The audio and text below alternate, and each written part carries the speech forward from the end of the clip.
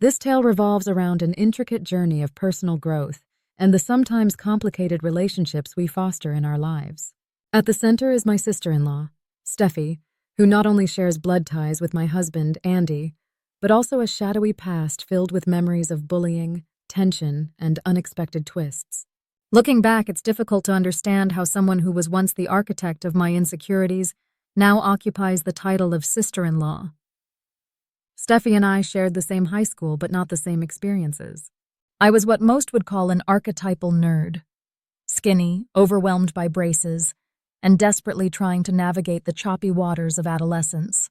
On the other hand, Stephie was the queen bee, effortlessly charming and possessing an unmatched ability to make others feel insignificant. She thrived among peers, flaunting her confidence while I struggled to find my place. High school, with all its drama and stress, became a battleground for me, and Stephie was often the general directing the assault. I became her favorite target. Why not? I was the epitome of the nerdy girl trope, with an appearance that didn't help. I believed my time at school was a hurdle I had to overcome to allow me a brighter future. Those years shaped who I was and how I viewed myself. I remembered my first day walking through the school gates, filled with anxiety about being judged for my looks and my interests. Braces adorned my teeth, a reminder of both my awkwardness and my youth. The only solace I sought was in the corners of the library, burying myself in books that transported me far away from the cruel comments that echoed in the hallways. Stephie relished in her role as the popular girl. Her laughter often rang out like music in the air, only to be followed by a piercing comment aimed at me, which would force the whole room into a fit of laughter at my expense. I cleverly developed the ability to zone out her jabs. Yet there was still a part of me that wished for her acceptance, that she would one day see beyond the braces and the nerd label I carried. I was ecstatic when I graduated and left high school behind. College was a fresh start, a chance to redefine who I was outside the shadows of my past. Gone were the braces and the weight issues, replaced by a newfound confidence. This transformation, however slight for some, was monumental for me. With the braces finally removed and a moderate weight gain, I felt more like myself. I grew into a version of me I never thought I could be, a young adult ready to conquer the world. College shifted the landscape of my life. It was here, amidst loud music and energizing parties, that I met Andy, an enchanting presence who brought warmth and acceptance. Andy, 3 years older than me, was DJing a college party when fate intervened. I was having the best time, perhaps too good, as the drinks flowed and my inhibitions faded away. As the night progressed and the world started to spin, I found myself needing a ride home. Andy, kind-hearted and perceptive, volunteered without hesitation. Little did I know that this act of kindness would change my life. He scribbled his number on the back of my hand, a temporary tattoo of sorts that allowed me to get in touch with him the next day. I woke up with the worst hangover, but also with hope. Yes, I faced what could only be termed cringe the next day, but I also knew I found someone special during the haze of the previous night. Our first date was marked by instant chemistry and laughter, a delightful conversation, and a sense of ease I had never experienced before. It didn't take long for me to become enamored with him, though the dark shadow of Stephie loomed just above, waiting for the right moment to make an appearance again. During our first date, as we discussed our families, Andy mentioned his sister Stephie in passing. My heart sank at the sound of her name. It felt surreal, sitting across from someone I liked, only to discover that they were connected to my biggest nightmare. As he spoke about his sister, I chuckled nervously, mentioning how I had a bullying experience with a person of the same name. When he turned serious, I felt a cold chill run up my spine. "That must be her. She had some issues in high school," he replied. The atmosphere suddenly charged with unspoken truths. What was I supposed to say after that? I felt the weight of my past overshadowing our bright beginning. However, I steeled myself, recognizing that I liked Andy, not his sister. I brushed off the uneasiness and focused on the connection we were building. I didn't want to let my past dictate my present. 3 months into our relationship, it was time to intertwine our families. Meeting his family was nerve-wracking, primarily because I expected Stephie's cold demeanor to surface. Much to my surprise, the meeting went relatively smoothly. His parents were gracious and welcoming, and while Stephie's initial engagement was chilly, it was far better than my memories of her cruel laughter. She interacted with me minimally, and I considered that a win. In her new likeness, I could see a different side of her, distant yet manageable, devoid of the bite that had haunted my high school days. As the years rolled by, I grew accustomed to this altered relationship. We learned to navigate family gatherings without engaging in the lengthy discussions that characterized our earlier interactions. Andy and I married 2 years later. Even then, Steffi's behavior remained restrained to what was necessary. She never truly initiated contact, and we both seemed okay with that unspoken agreement. Andy understood my feelings toward her, as he witnessed how her high school bullying had affected me over the years. He respected my boundaries, fully aware that I hadn't forgiven her for her past transgressions. A few weeks ago, everything changed. I received an unexpected invitation from Stephie, requesting that I join her Bachelorette trip to the breathtaking Greek islands. Initially, I felt hesitant. Memories of our past surged through my mind, asking if she truly meant it. Overwhelmed, I confided in Andy, who encouraged me to give her a chance. Deciding to trust my husband's perspective, I reluctantly agreed. Lunch arrived, and Stephie was nothing short of delightful. For the first time, she openly acknowledged our past. She apologized. It was a revelation I could not have imagined just a year before. She confessed that she had acted like a brat and regretted her behavior. Surprised, I found myself similarly apologizing and highlighting that I held no grudges. Our discussion felt like unveiling a long-buried treasure. She seemed genuinely happy that I forgave her, and as we left the lunch, I believed that a new chapter had opened. The idea of bonding over an extravagant trip sounded appealing. Maybe this time we could move forward as sisters-in-law, and not just people who shared a history of torment. However, that enticing mood quickly dissipated a few days later when our trip approached. Arriving at the airport excited, I anticipated a fun week ahead. I had envisioned moments filled with laughter and sunshine by the beach. Yet what unfolded was a wake-up call that challenged everything we'd built thus far. As we stood at the airport, waiting to board the flight, Stephie casually mentioned, "I hope all your cards work internationally because otherwise, you'll have a hard time paying for things." Confused, I asked for clarification. It was at that moment she dropped the bombshell. She expected me to foot the bill for everything. Instantly, memories of her past behavior rushed back to the forefront of my mind.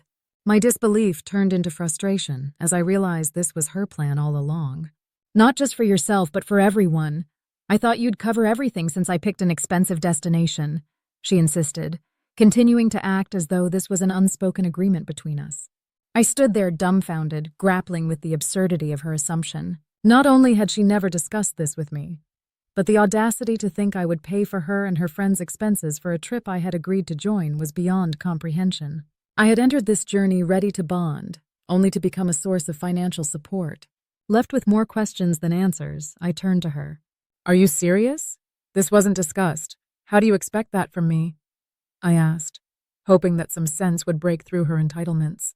She responded, "Well, I was hoping you'd sponsor it since you're the highest earner I know." Right there, I felt everything come crashing down. The relief I had felt transformed into anger, disappointment, and betrayal. Was she genuinely trying to take advantage of me? Without a second thought, I took it as an opportunity to walk away. I didn't want to create a dramatic scene in front of the airport crowd, but I couldn't align myself with this newfound version of Stephie. As I grabbed my belongings and made my way out, Stephie chased me, coffee in hand, followed by her soon-to-be sister-in-law friends, trying to understand what was going on, but I wouldn't look back. I hailed the nearest cab, hoping to escape her grasp. Once I was inside, I blocked her on all my social media accounts, determining to make it clear that I was no longer available for the nonsense she had dragged me into.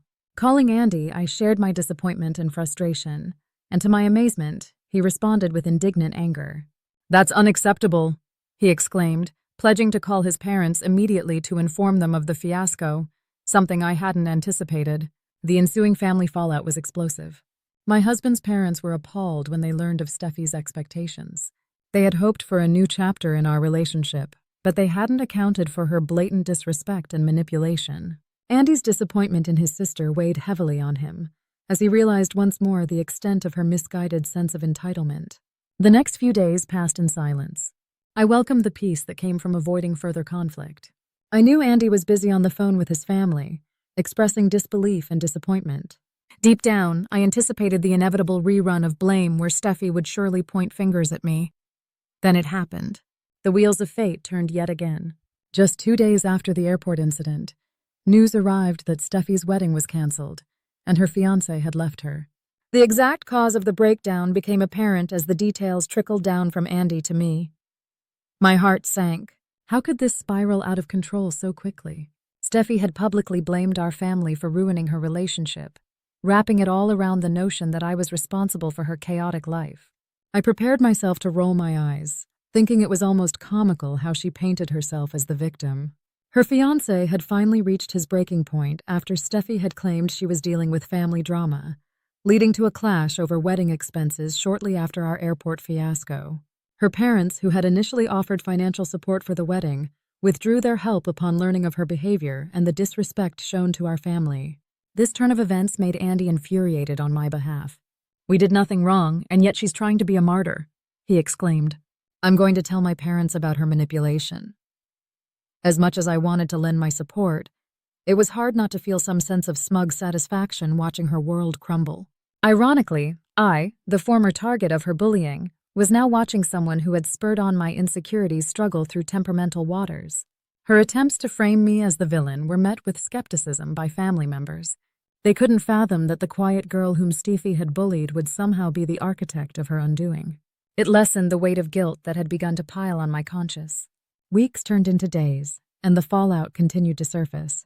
Gossip spread throughout our families, and while I remained at the fringe, I found that nearly everyone reached out to clarify the truth, wanting to ensure the narrative they held was accurate. It felt liberating to share my side of things, completely dwarfed by the drama unfolding on Stephie's side.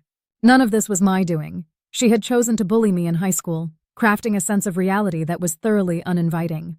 While I wished for growth and reconciliation, there was always an underlying expectation that someone like her might never change.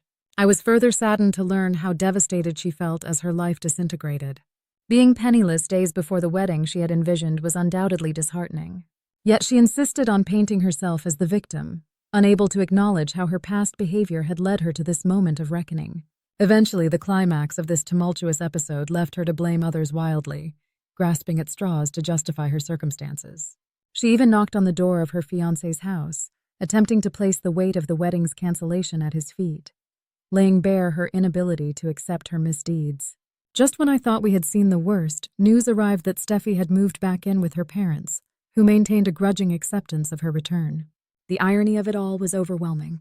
She had often dismissed their advice while remaining oblivious to her own magnetism for drama. Her parents, feeling frustrated, attempted to play the role of supportive guardians despite their daughter's negativity. I heard through Andy how they admonished her when she continued to speak ill of their son and me. "Enough is enough, Stephie. You need to reflect on your own actions," they told her firmly. It was a striking moment, witnessing the tables turn. Yet the story didn't end there. Instead of accepting responsibility, she chose to perpetuate her narrative, even after her life had seemingly gone haywire. Her attempts to gather sympathy fell flat, and soon the cracks in the foundation of her charade started to show. Facing reality. While bouncing between friends' homes and her own parents, Stephie's tales began to wear thin. Unfortunately for her, most people recognized that her grievances were ultimately of her own making. When she eventually found herself without a roof over her head after friends tired of her antics, the reality of her situation became glaringly obvious. It was during this time that her business began to fail. Having jumped into entrepreneurship without the fundamental framework needed to survive, she faced challenges that she had previously underestimated. I couldn't help but feel a mix of sympathy and satisfaction, knowing that the tides of life had returned in full force to re-emerge as a consequence of her past behaviors. Now she was not only alone, but also struggling with debts and responsibilities. The once popular high school queen bee was experiencing tumultuous loss as the repercussions of her actions cascaded through her life. My heart ached for the girl I once was while simultaneously betraying no emotions towards the woman who now claimed lost opportunities due to her mean-spirited past. Eventually, it became apparent to everyone that this wasn't merely a temporary setback for Stephie. It was a lesson in compassion and accountability woven into the fabric of family ties. As her life crumbled further, I recognized more about my own journey and the stakes established between us. While I had conquered past shadows, she remained a prisoner to her insecurities and ego. The climax of this spiraling narrative drew me to a conclusion. I had faced my demons and emerged victorious, but at the cost of her illusion of grandeur. As she'd lost her way, my own life had blossomed with the joy of companionship and true self-worth. Andy and I settled back into a peaceful routine, leaving the drama and all it encompassed in the rearview mirror. We were content in ourselves and the life we had built together, and I witnessed how supportive he was towards me, never wavering from the reminder that I had always been worth love and respect. As I conclude this reflection on our tangled lives, I acknowledge that the journey has taught me invaluable lessons about relationships, acceptance, and human complexity. The path may have coiled around dark memories, but it also filled my heart with gratitude for the support system I now possess. While I no longer wish for Stephie to learn due diligence, accountability, or empathy, I recognize the universe serves its justice in mysterious ways. As she navigates her future, I can only hope that she finds herself along the way, truly understanding the power each of us possesses in shaping our destinies. The illusion of wealth and fame can slip away rapidly. The gifts we choose to invest in, the ones that matter, are those of kindness, respect, and forgiveness. As for my heart, it now rests in a good place, content and unyielding in the face of adversity. In the wake of this experience, I understand that family ties can be complex tools fashioned either for joy or turbulence. While I hoped for healing, darkness often lingers within unresolved issues. So as I embrace a future unmarred by the issues of my past, I remain strong, firmly rooted in who I am today. The journey may have been unpredictable, but it reaffirmed the importance of surrounding ourselves with people who uplift us, while letting go of those who would weigh us down. The road to understanding is lined with potholes. However, navigating one's narrative is eventually the only thing within our control, empowering us to transcend the sorrows of yesterday.